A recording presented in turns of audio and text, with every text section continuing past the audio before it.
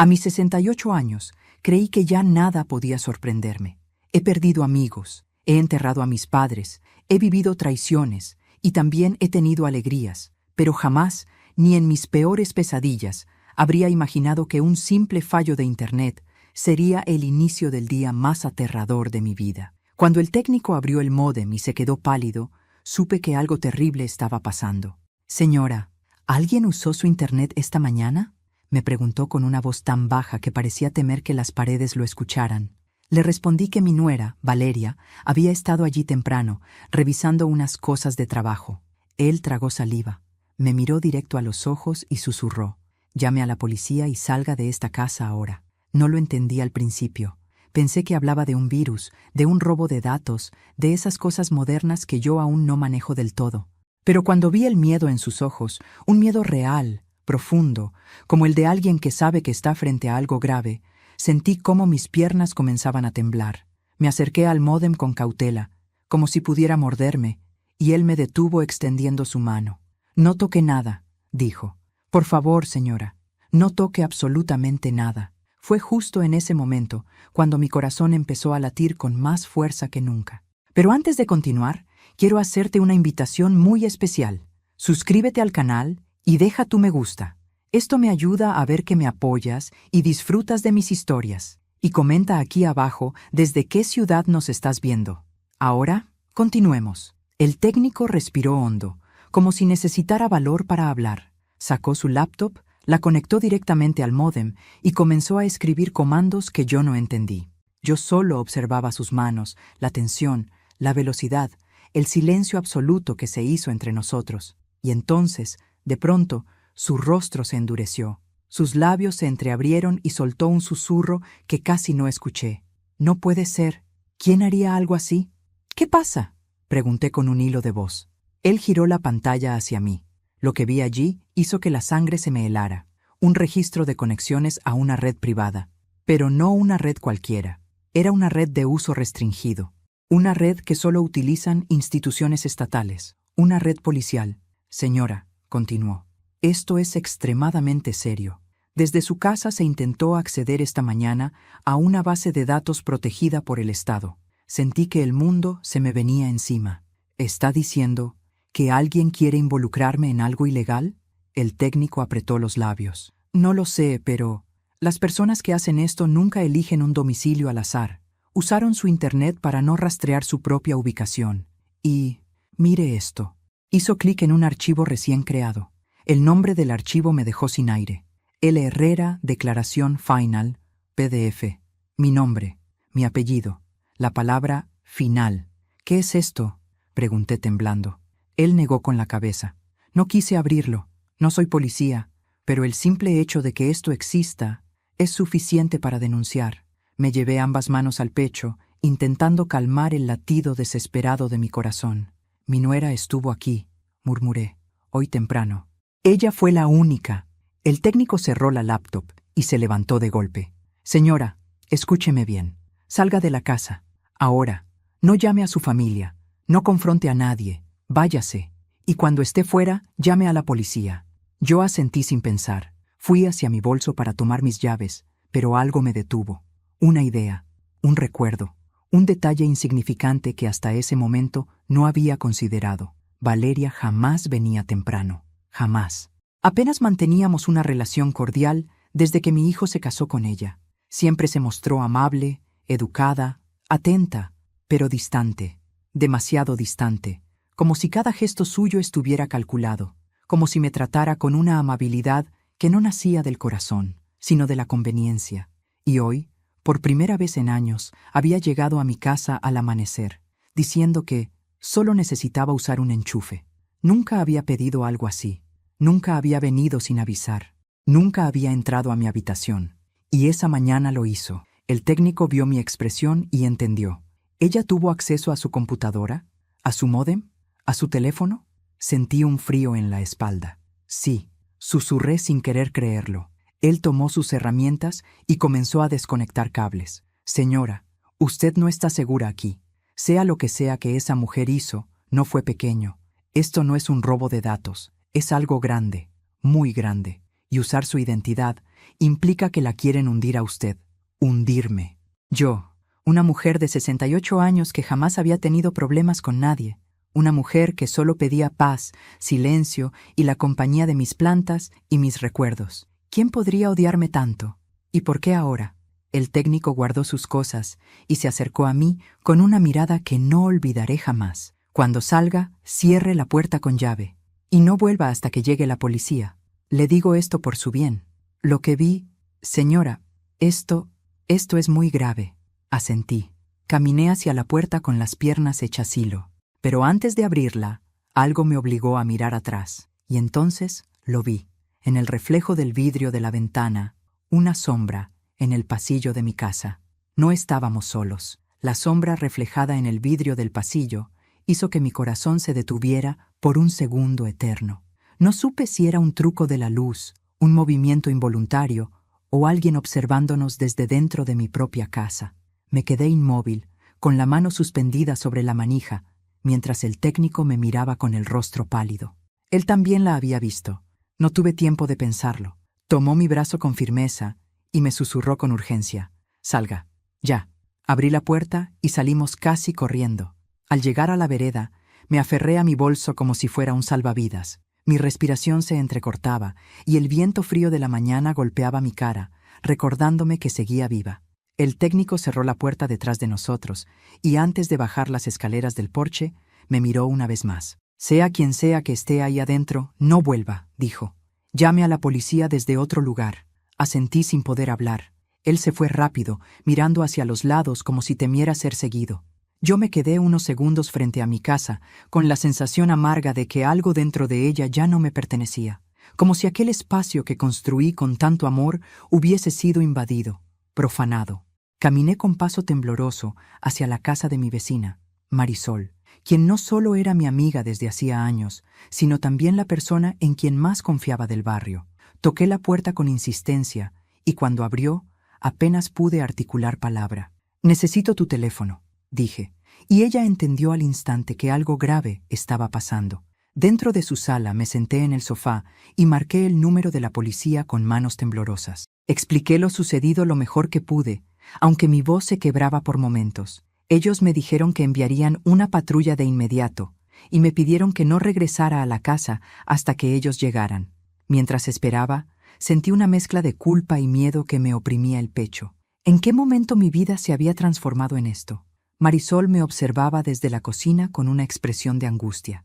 «¿Qué está pasando, Lucía?», preguntó en voz baja.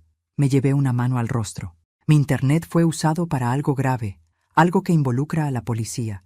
Y creo que Valeria, mi voz falló, estuvo aquí esta mañana. Los ojos de Marisol se abrieron sorprendidos. «Eso no suena bien, Lucía. Ella nunca te ha visto con cariño». Me dolió aceptar que tenía razón. Hacía años que Valeria me trataba con una delicadeza que no era cariño, sino lástima camuflada, una cortesía vacía, una sonrisa forzada. Pero nunca imaginé que pudiera hacer algo así. Me recosté en el sillón. Intenté respirar profundo, pero mi mente no paraba de girar en círculos. Finalmente, tomé el valor que me quedaba y decidí revisar el sobre donde guardaba documentos importantes, porque dentro de ese bolso siempre llevaba una copia de la contraseña de mi computadora, por si la olvidaba. Sentí la necesidad de revisar mi cuenta, mis archivos, mis correos. Abrí la laptop de Marisol y entré a mi correo con mi contraseña. Todo parecía normal, hasta que vi una carpeta que yo nunca había creado. A Herrera, respaldo. Mi difunto esposo, Antonio Herrera.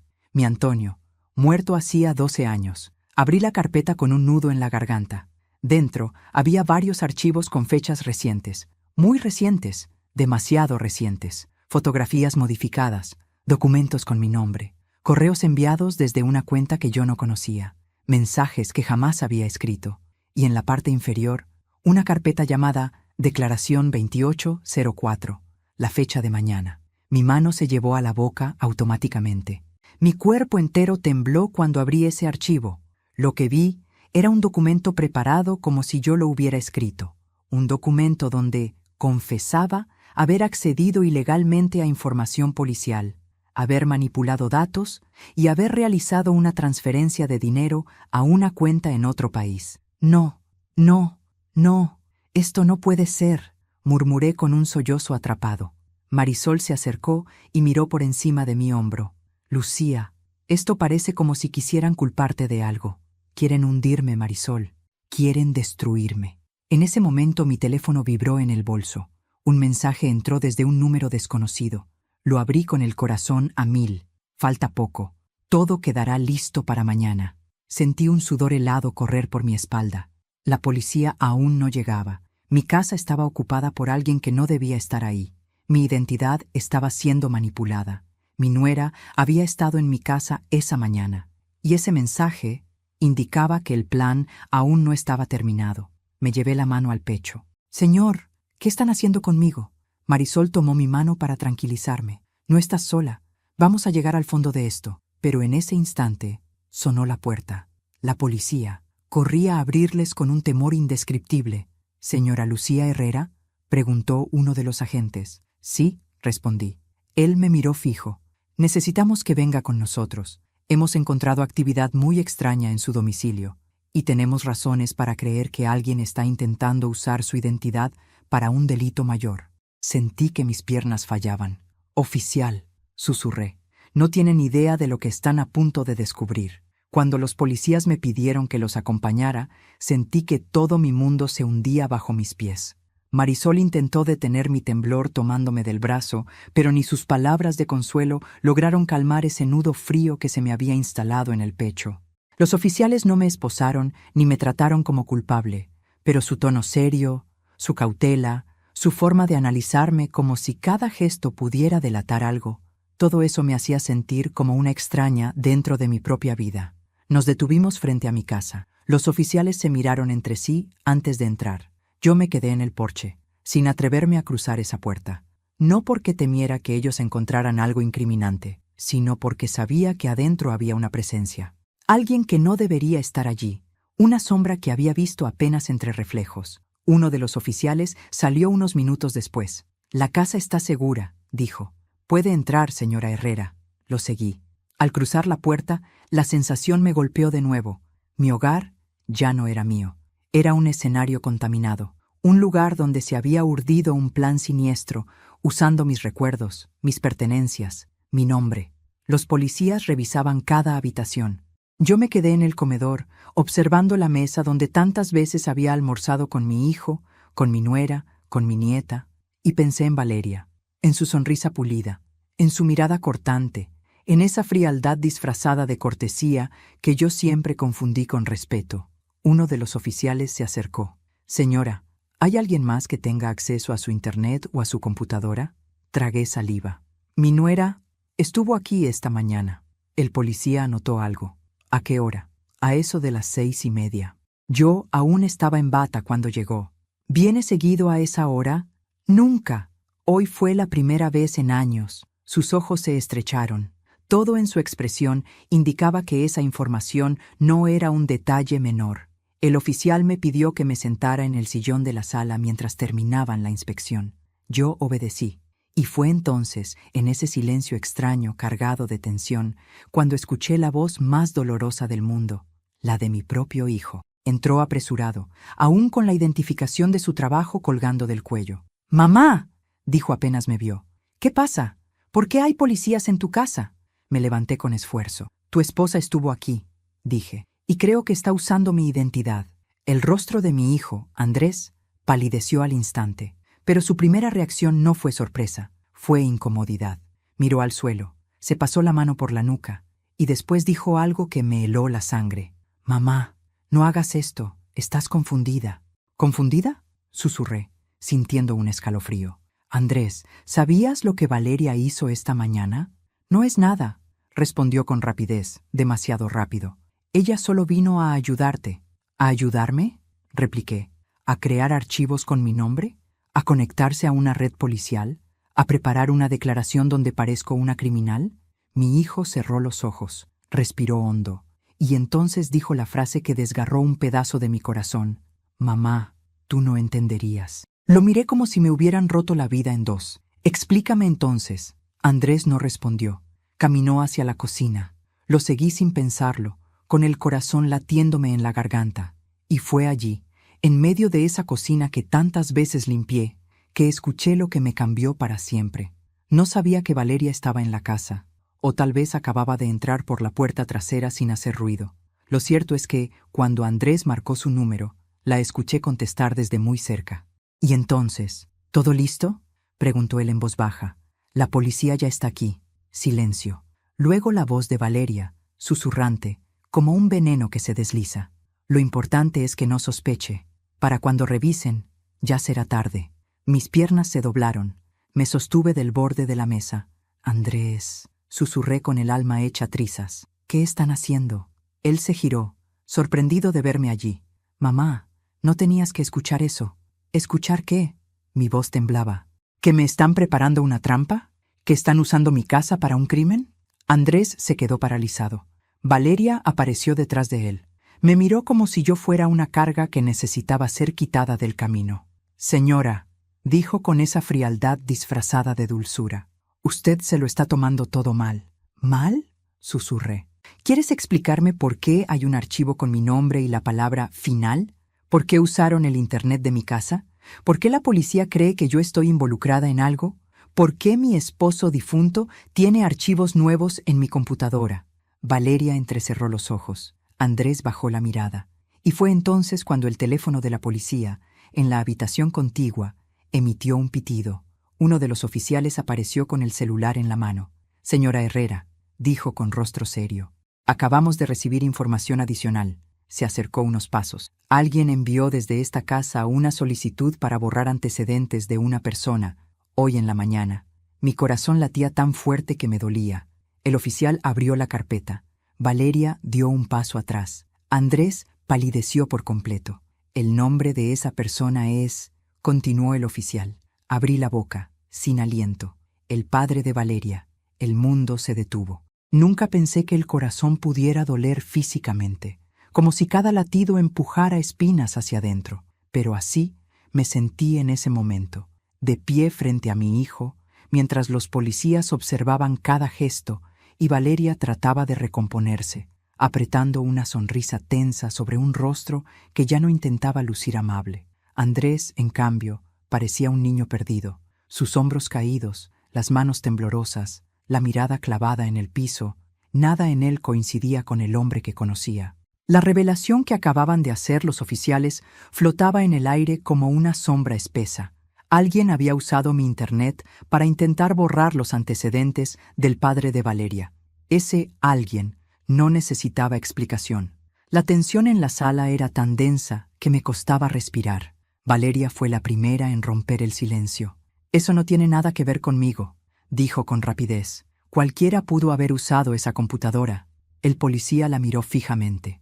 La solicitud se envió desde una sesión iniciada con su correo personal. La máscara de Valeria cayó con un chasquido. Ya no intentó fingir. Su gesto se endureció, la mandíbula apretada, los ojos convertidos en 2 líneas de hielo. «No tienen pruebas», escupió. «Ustedes no saben nada».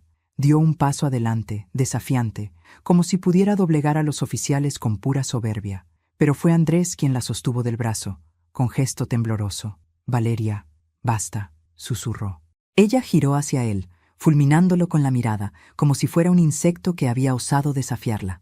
«¿También vas a ponerte de parte de tu madre?», le reprochó, casi sin voz. «¿Vas a creerles a ellos y no a mí?». Mi hijo tragó saliva. No respondió.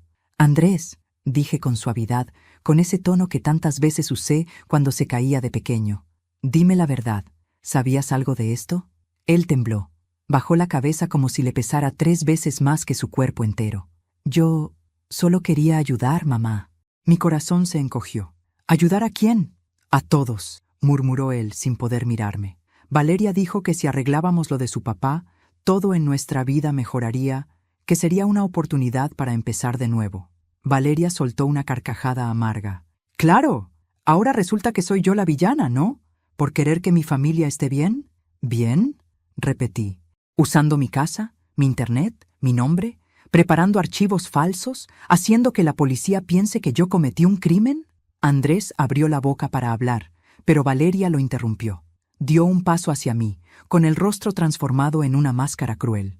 «No te equivoques, señora», dijo con voz baja pero firme. «Usted no era parte del plan, solo estorbó. Y cuando alguien estorba, se le aparta. Los policías se adelantaron al instante. Señora Valeria Méndez, está usted obligada a guardar silencio, advirtió uno de ellos. Todo lo que diga podrá ser utilizado en su contra. Ella retrocedió, furiosa. ¿Van a creerle a esta vieja?, gritó. Está enferma. Siempre lo estuvo. Andrés, diles algo. Mi hijo dio un paso hacia ella, pero no para defenderla.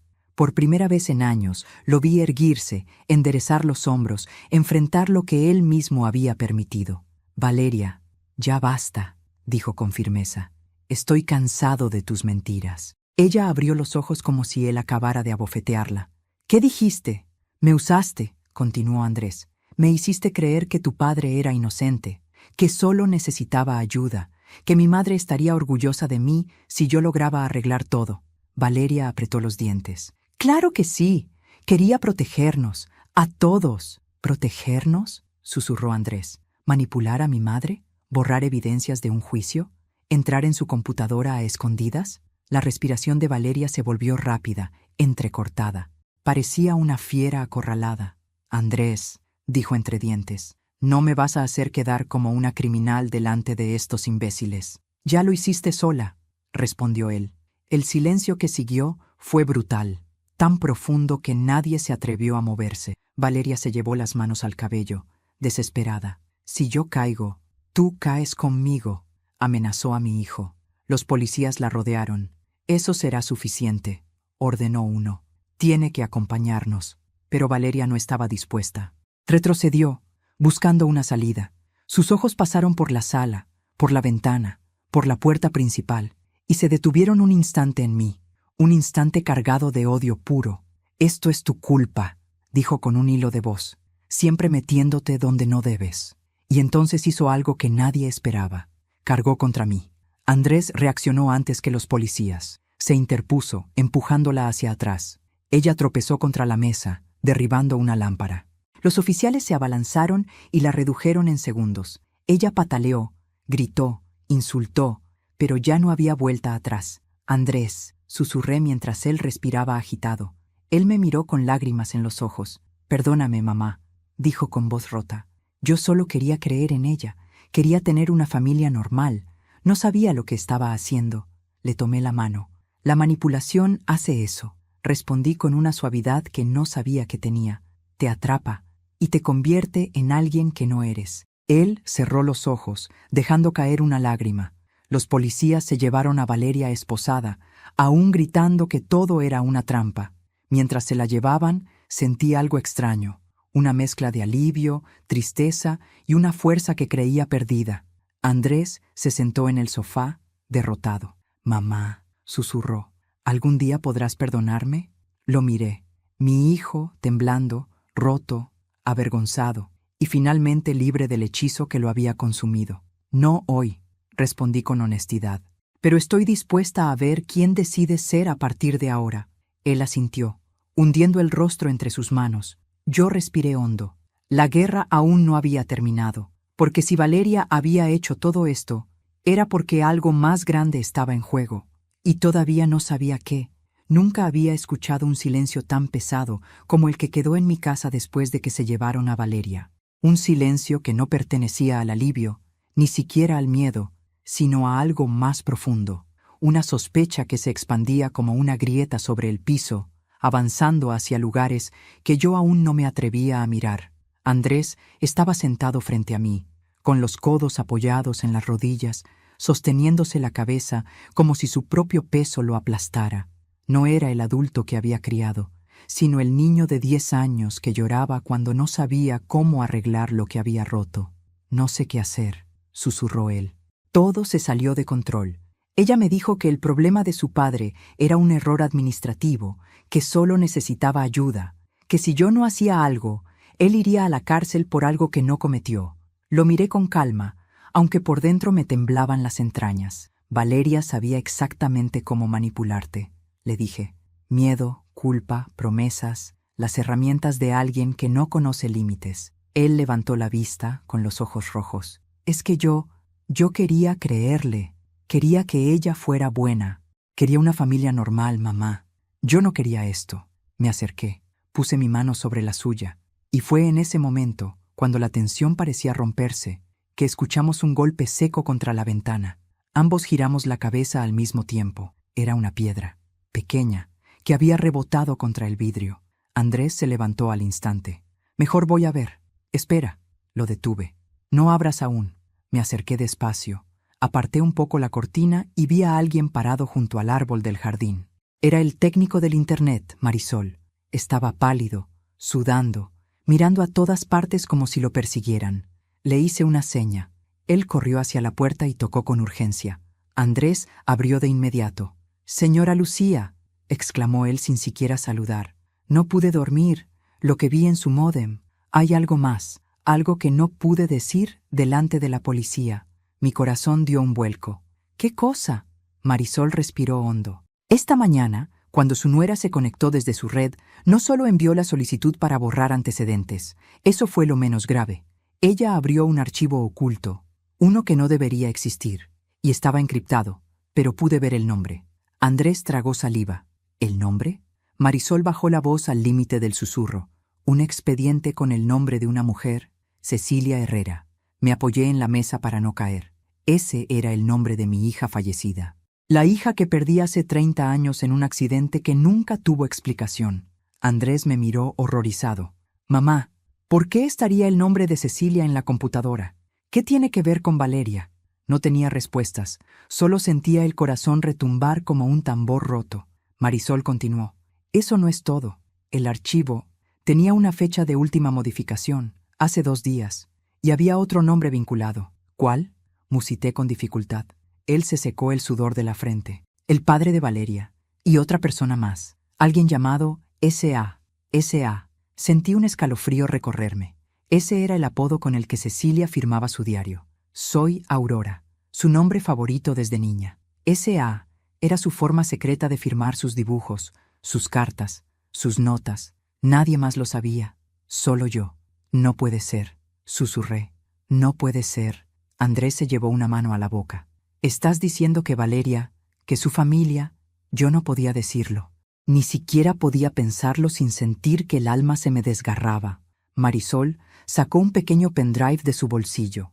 Copié lo poco que pude antes de que el sistema se borrara automáticamente. El archivo se autodestruyó, pero alcanzó a dejar una huella digital. Si se lo llevan los agentes forenses, podrán reconstruirlo. Andrés lo tomó con manos temblorosas. ¿Mi esposa sabía esto? ¿Mi esposa sabía algo sobre mi hermana? «No es lo único», añadió Marisol.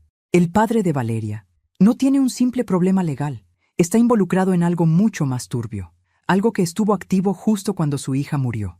El silencio cayó como un rayo, un silencio que dolió más que cualquier palabra. Fue entonces cuando recordé el CTA obligatorio, y aunque mi voz estaba rota, lo dije como debía.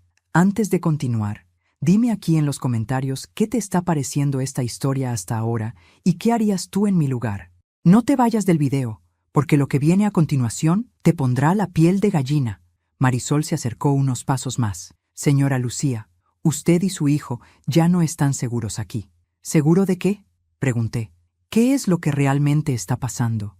Él apretó los labios. «Lo que está pasando es que creo que su nuera no actuó sola. Creo que siguió órdenes. Y creo que alguien quería borrar cualquier rastro de un secreto que incluye a su hija, un secreto que no debía salir jamás a la luz». Sentí que mi respiración se hacía corta.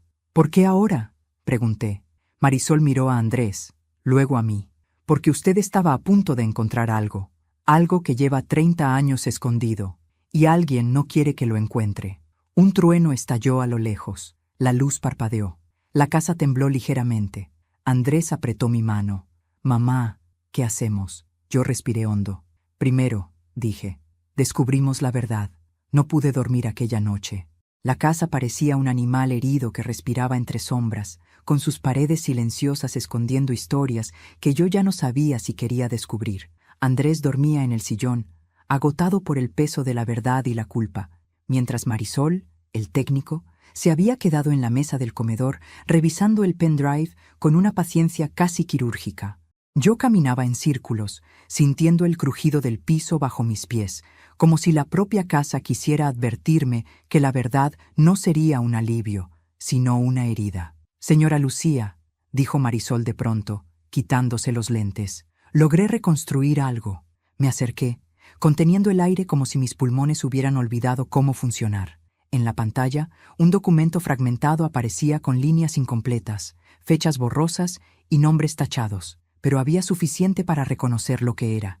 Un informe policial, un expediente antiguo, uno que mencionaba el nombre de mi hija, Cecilia Herrera, caso 1109E, clasificación, archivo cerrado por orden especial. Mis piernas se debilitaron. Me senté sin apartar los ojos de la pantalla. Esto no debería existir, susurré. Por eso lo escondieron, respondió Marisol. Mire aquí. Señaló una línea borrosa, pero aún legible. Última persona vista con la víctima. S.A. Sentí cómo la sangre me abandonaba. S.A. La firma secreta de mi hija. La forma en que rubricaba sus diarios, sus poesías, sus notas más íntimas. No entiendo, murmuré. ¿Cómo puede aparecer su firma en su propio expediente? ¿Qué significa eso? Marisol siguió bajando. Hay algo más. Otro nombre aparecía unido a la inicial, S.A., conectado con J.M.M. ¿Quién es J.M.M.? Preguntó Andrés, que se había despertado sin que yo lo notara. Marisol respiró hondo. El padre de Valeria, Joaquín Manuel Méndez. Sentí un vacío tan profundo que me faltó el aire. El padre de mi nuera. El hombre por el que ella intentaba borrar antecedentes. Aquel al que yo jamás había visto, porque él nunca quiso conocer a nuestra familia. No puede ser, murmuré temblando. Valeria no había nacido cuando Cecilia murió. Pero su padre sí, dijo Marisol. Y según esto, él estuvo cerca de su hija poco antes de su muerte. Andrés retrocedió un paso. ¿Estás diciendo que mi esposa encubría algo que hizo su padre hace 30 años? Marisol no respondió. No hacía falta. La verdad estaba ahí, como un fantasma que había esperado décadas para mostrarse. Sentí un golpe en el pecho. Recordé a Cecilia, su risa fresca, sus sueños, su diario lleno de dibujos. Recordé la noche del accidente. Recordé su cuaderno manchado de tierra, encontrado lejos de donde se estrelló el auto. Y ahora todo encajaba, como piezas olvidadas unidas por una mano cruel. Pero, ¿qué relación puede tener Valeria con esto? Pregunté. Marisol abrió otro archivo recuperado. Estaba casi destruido, pero una frase se leía con claridad. Encárguense de la madre. Ella no puede saber. El mismo mensaje, la misma orden, la misma letra. Andrés se tapó la boca con las manos. No puede ser que Valeria supiera lo que su padre hizo. No puede ser que yo haya dormido al lado de alguien que... Ella sabía, interrumpí, con una voz que yo misma no reconocí. Esa mujer no da un solo paso sin saber exactamente hacia dónde va. Marisol tensó los hombros. Señora Lucía, hay algo más, algo que encontré por casualidad. Abrió una carpeta adicional. Dentro había una imagen borrosa, vieja, escaneada de un papel deteriorado, una fotografía tomada por la policía el día del accidente de Cecilia, y allí, al fondo, entre los curiosos, casi invisible, un hombre con chaqueta beige, la misma que vi en el estacionamiento del hospital, el mismo cuerpo, la misma postura. Ese es Joaquín, susurró Marisol. No hay duda. Mis ojos ardieron. La habitación pareció girar. Andrés, dije sin mirarlo, ¿tu esposa te dijo alguna vez por qué su padre tenía prohibido salir del país? Ella decía que era un error judicial, murmuró destrozado, que lo habían confundido con otra persona, que era víctima de una injusticia. ¿Una injusticia?, pregunté. ¿O un asesinato? Un silencio helado cayó sobre nosotros. Andrés comenzó a llorar, un llanto adulto, profundo, quebrado. Mamá, yo no lo sabía, te juro que no lo sabía. Lo abracé. Su cuerpo temblaba como si fuera un niño otra vez. Lo sé, hijo, susurré.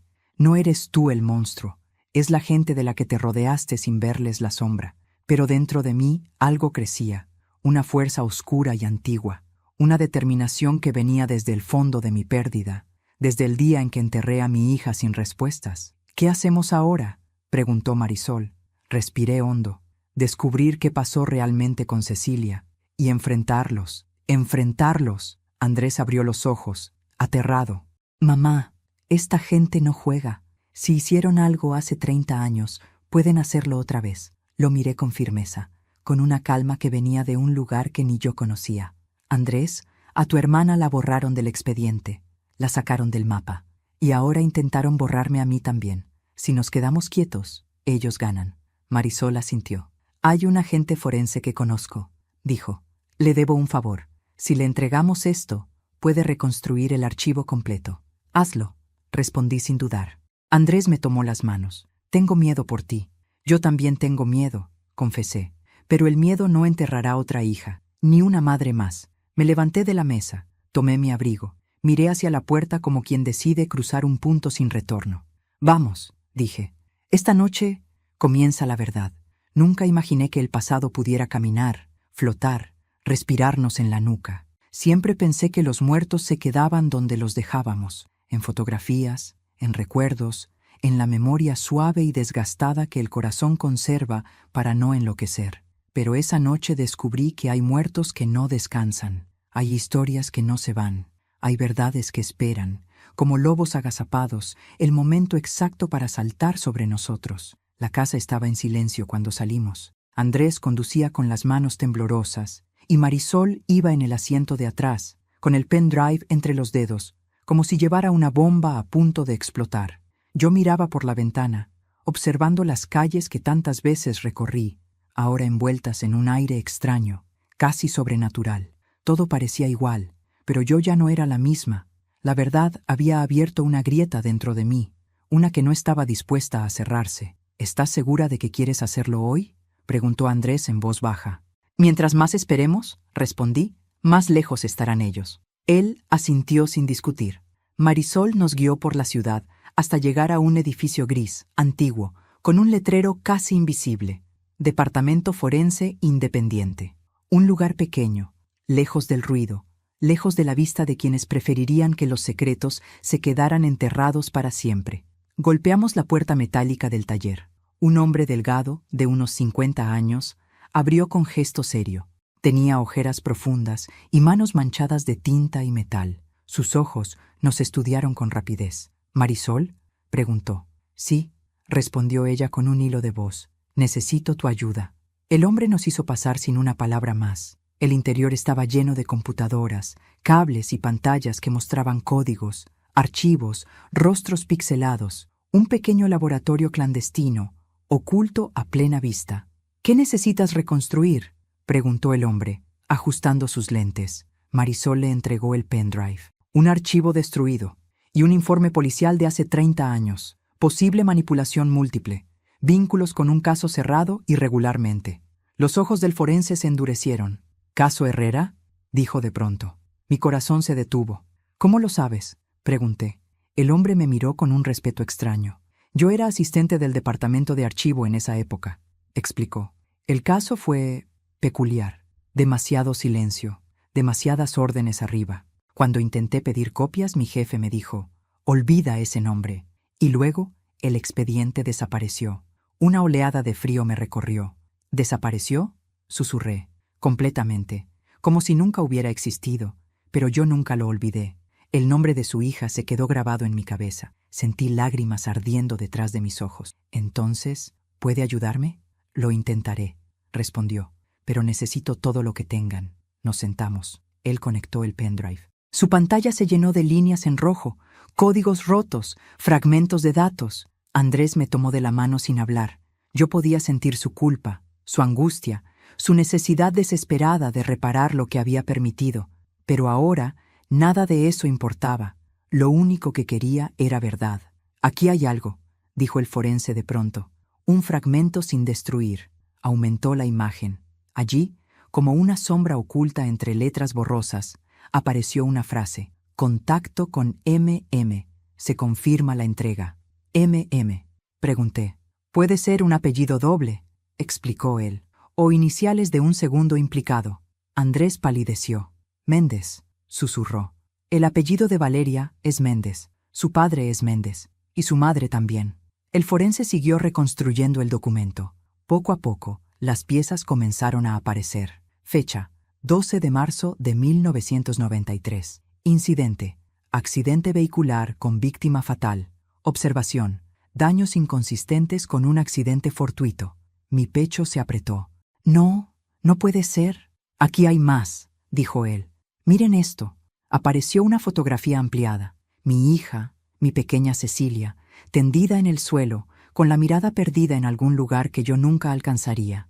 Pero lo que me destruyó no fue verla a ella, sino ver lo que había detrás. Y allí, borroso pero presente, un hombre con chaqueta beige, hablando con otro individuo. El forense acercó la imagen. Pa.M.M. Joaquín Manuel Méndez.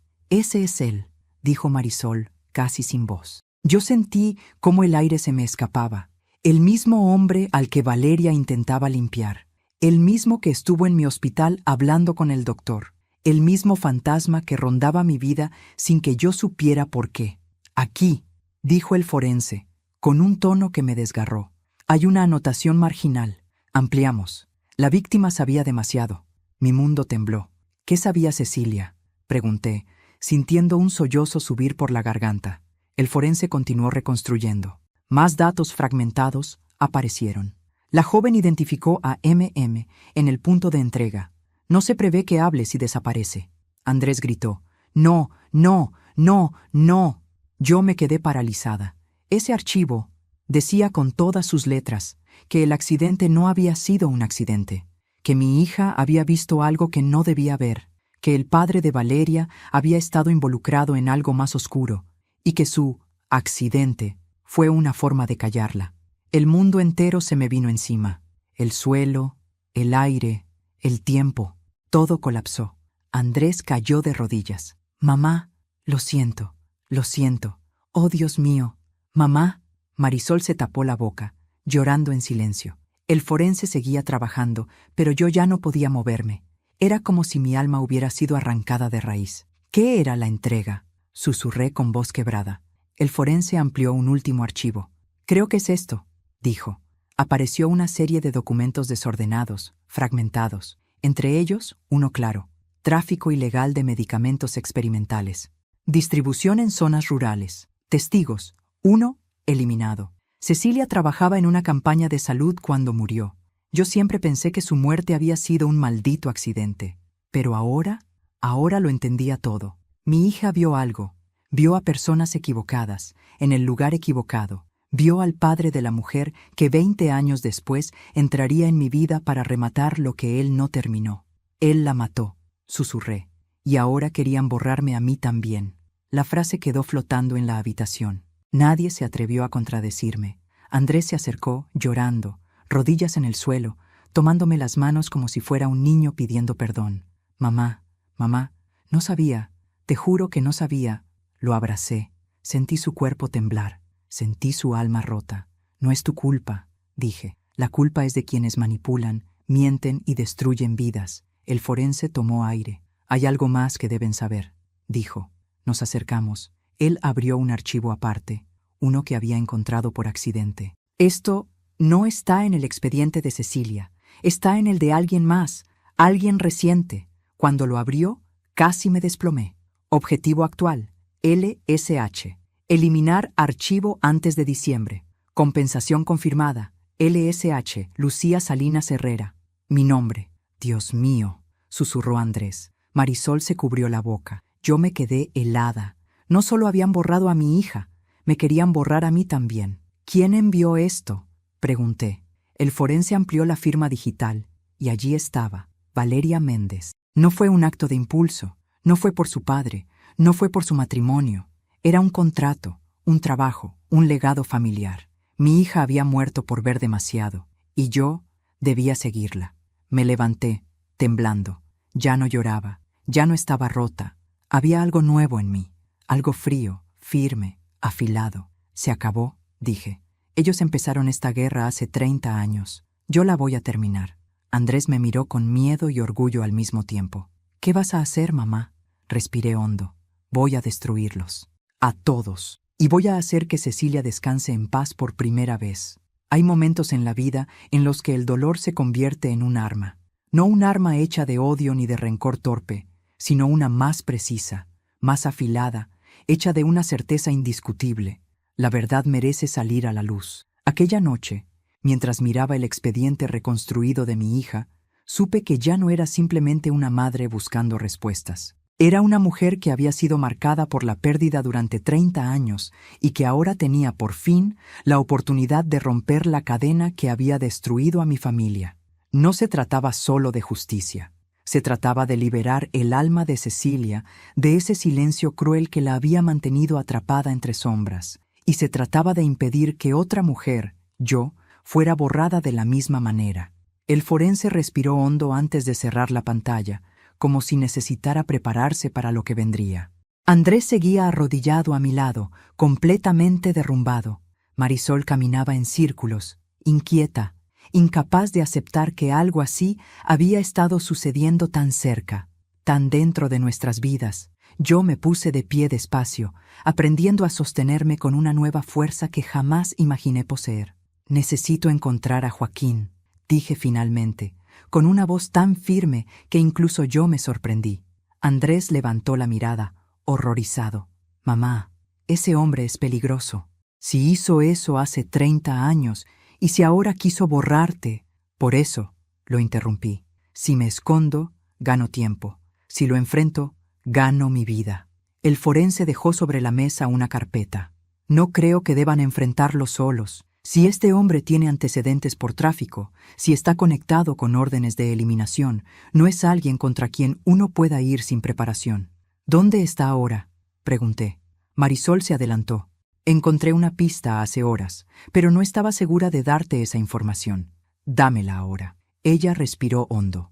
«Hace 2 semanas, Valeria hizo una transferencia a nombre de JMM. Era para una casa en las afueras, cerca del antiguo camino forestal. Un lugar aislado, sin vecinos». El forense asintió. «Ese sitio fue mencionado una vez en un rumor interno, hace décadas. Un punto de reunión clandestino donde Joaquín operaba su red. Si está en algún lugar, será allí». Andrés se puso de pie, temblando. «No vas sola. Yo iré contigo». Lo miré. Mi hijo, con lágrimas secándose en las mejillas, queriendo reparar su culpa con algo mucho más peligroso que su arrepentimiento. Lo abracé. «No te voy a perder a ti también. No puedes enfrentar esto sin mí», dijo él, rompiéndose por dentro. «Mamá, por favor, déjame acompañarte. Necesito hacerlo. Por ti, por Cecilia, por todo lo que no supe ver». Tomé su rostro entre mis manos. «Entonces ven», dije finalmente. «Pero harás exactamente lo que yo diga». El camino hacia la casa de Joaquín era estrecho, oscuro, bordeado por árboles altos que formaban un túnel apenas iluminado por los faros del auto. Mientras avanzábamos, el silencio entre Andrés y yo era más pesado que cualquier palabra. Marisol decidió acompañarnos, a pesar de mis advertencias. Dijo que no podría dormir sabiendo que nos dirigíamos solos hacia el corazón del peligro. El forense había llamado discretamente a un contacto suyo, un detective que confiaba en él, para dejar un mensaje de precaución, pero pidió 2 horas antes de actuar, para evitar alertar a Joaquín. La noche estaba fría, casi helada. Parecía un escenario cuidadosamente preparado para lo inevitable. A mitad del camino, Andrés dijo en un susurro: «¿Tú crees que Cecilia sabía que esto podía pasar?». Bajé la mirada hacia mis manos, apretadas sobre mi regazo. «Creo que mi niña era más valiente de lo que pensamos. Y creo que pagó el precio por tener un corazón limpio en un mundo lleno de gente dispuesta a ensuciarlo todo». Marisol señaló hacia adelante. «Allá, la casa». Era una estructura de madera vieja, con las ventanas oscuras y el techo hundido en un lado. Parecía abandonada, pero el auto estacionado a un costado revelaba que alguien estaba allí. Apagué las luces. «Escuchen», dije con voz baja. «Si algo sale mal, ustedes 2 corren. No miran atrás». «Mamá», Andrés comenzó, pero levanté la mano para callarlo. «No discutan. Esto no es heroísmo, es sobrevivencia». Bajamos del auto. El aire olía a humedad, a tierra mojada, a peligro. Caminamos hacia la entrada, donde la luz tenue de una lámpara oscilaba con el viento. Toqué la puerta. 1 vez, 2 veces. Nada. A la tercera, una voz ronca respondió desde dentro. «¿Quién es?». El sonido me heló la sangre. Joaquín, el hombre que había destrozado mi vida sin siquiera conocerme. «Soy Lucía Herrera», dije, pronunciando mi nombre como un escudo. «Quiero hablar contigo». Hubo un silencio largo. Después, la cerradura giró lentamente. La puerta se abrió apenas unos centímetros. Un ojo oscuro, profundo, frío como piedra, me observó. «Vete», dijo él. No. La puerta se abrió un poco más, revelando un rostro envejecido, pero sorprendentemente firme. Joaquín tenía la misma chaqueta beige, como si nunca la hubiera dejado de usar. Sus ojos examinaron a Andrés y a Marisol. Sonrió apenas, pero no era una sonrisa amable. Era una sonrisa que decía: sé quiénes son, sé a qué han venido. Valeria habló más de la cuenta, ¿verdad?, preguntó con un tono casi aburrido. Valeria cometió un error, respondí. Quiso borrar algo que yo tenía derecho a saber. Joaquín soltó un suspiro sardónico. El pasado es peligroso. Hay gente que debería dejarlo donde está. Mi hija no era gente, era mi niña, y tú la mataste. Andrés contuvo el aliento. Marisol dio un paso atrás, pero Joaquín solo ladeó la cabeza. Tu hija vio lo que no debía. Eso fue todo. Sentí una furia antigua crecer en mi pecho, una que había estado dormida 30 años. ¿Y por eso merecía morir? Él se encogió de hombros. No era personal. Me acerqué un paso. ¿Pero lo será? Joaquín intentó cerrar la puerta. Andrés la sostuvo con fuerza. Él empujó desde dentro. Nosotros resistimos desde fuera. Era una batalla de voluntades, de vidas enteras chocando en un punto sin retorno. Finalmente, entramos. El interior olía a humedad y hierro. Había cajas apiladas, documentos, medicamentos, dispositivos electrónicos. Un santuario del crimen que él llamaba hogar. Marisol grabó todo con su celular, como prueba. Joaquín avanzó hacia una mesa, ignorándonos. Así que quieren justicia. ¡Qué palabra tan ingenua! Queremos la verdad, respondí. Él abrió un cajón. Entonces lo vimos. Un arma, negra, cargada, precisamente colocada. Marisol gritó: ¡No! Yo reaccioné antes de comprender lo que hacía. Me lancé hacia él, empujándolo con todas mis fuerzas. Joaquín cayó contra la pared, el arma rodó por el piso. Andrés la pateó lejos. El hombre gruñó, furioso, y trató de incorporarse. «Ustedes no saben con quién se meten», aulló. Pero yo sí lo sabía. Era el hombre que mató a mi hija y que quería matarme a mí. Lo miré a los ojos, de frente, sin miedo. Soy la madre de Cecilia, y no voy a morir hoy. Joaquín se abalanzó hacia mí. Andrés lo sujetó por detrás. Marisol llamó al contacto del forense con manos temblorosas, enviando ubicación, fotos, videos. El sonido de sirenas lejanas comenzó a llenar el aire. Joaquín se estremeció, furioso, impotente. «Se acabó», le dije. Él me miró con un odio puro, salvaje. «Esto no termina contigo», escupió. «No, termina contigo». Las sirenas se acercaban. La luz azul empezó a iluminar la casa. Joaquín dejó de resistir. Y en ese momento, por primera vez en 30 años, sentí que la voz de mi hija se elevaba en mi pecho, suave, agradecida, libre. La policía irrumpió en segundos, arrestando a Joaquín entre gritos e instrucciones. Se llevaron cajas, documentos, discos duros, cada pedazo de verdad que él había intentado esconder. Cuando pasó frente a mí esposado, todavía intentó desafiarme con la mirada, pero ya no tenía poder. Ya no era un monstruo, solo un hombre envejecido por sus propios pecados. Andrés me abrazó con un llanto profundo, liberador. Marisol también lloró. El forense llegó minutos después, incrédulo ante lo que habíamos logrado. Yo permanecí quieta, mirando hacia el bosque. El amanecer estaba asomando. Un amanecer nuevo, un amanecer para Cecilia y para mí. «Descansa, hija», susurré al viento. «Ya puedes descansar». Han pasado 3 meses desde el amanecer en el que Joaquín fue arrestado, y todavía a veces me despierto creyendo que todo fue un sueño extraño, una mezcla imposible entre pasado y presente. Pero luego miro por la ventana de mi habitación y veo el árbol de jacaranda que Cecilia plantó cuando tenía 12 años, vibrando con flores moradas bajo el sol de la mañana, y sé que la verdad está exactamente donde debe estar, en la luz, no en la sombra. El silencio que durante 30 años me acompañó como un fantasma ya no pesa. Ahora es un espacio que puedo llenar con recuerdos dulces, no con preguntas sin respuesta. Andrés ha cambiado. Ya no es el hombre encorvado por la culpa que conocí aquella noche. Va a terapia. Dejó el trabajo donde conoció a Valeria y está reconstruyendo su vida con una claridad que jamás mostró antes. A veces lo encuentro sentado frente al viejo álbum de fotografías de Cecilia, llorando en silencio, pero con una paz nueva en el rostro, como si cada lágrima limpiara un poco más el peso de su corazón. Todavía le cuesta perdonarse, pero yo lo miro con ternura y pienso que él también fue víctima de una red que nadie imaginaba. Y, aunque me tomó tiempo, he aprendido a no culparlo. Los hijos no siempre ven los monstruos que duermen al lado suyo. Marisol se ha convertido en parte de la familia. Nunca imaginé que un técnico de Internet sería el ángel que abriría la puerta hacia la verdad. Pero así es la vida.